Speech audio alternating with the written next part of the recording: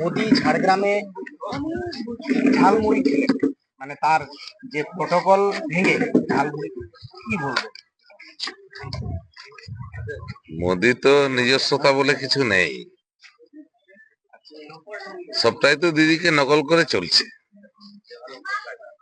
আপনি আজকে ঝালমুড়ি বলুন, আর কন্যাশ্রী প্রকল্প বলুন, রূপশ্রী প্রকল্প বলুন, বা লক্ষ্মী ভান্ডার বলুন, সব তো ডুপ্লিকেট করার চেষ্টা করেছে।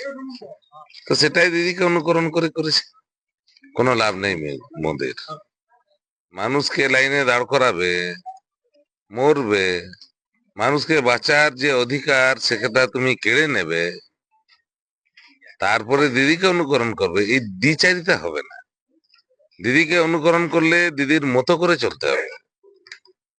মানুষকে কখনো হ্যারেস করা যাবে না, লাইনে দাঁড় করানো যাবে না। মানুষের গণতান্ত্রিক অধিকার তাদেরকে দিতে হবে। কিন্তু সব গণতান্ত্রিক অধিকার তো হরণ করছে। এসআইআর লাগু করেছে, কি হয়েছে? আজকে 91 লক্ষ লোকের, ওরা কি রোহিঙ্গা? একটা প্রমাণ করে দেখুক না, ওরা কি রোহিঙ্গা? নির্লজ্জের মতো এসে কি করে এখানে প্রচার করে যায়। দুর্ভাগ্য আমাদের বাংলার এবং বাংলা ভাষীর, যারা আজকে বিজেপির হয়ে তাবেদারি করছে, নির্লজ্জ, ধিক্কার জানায়। তারা বাংলা বিরোধী।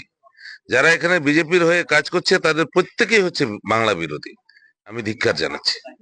স্বপ্ন দেখছে সরকার গড়ার, সেগুড়ে বালি।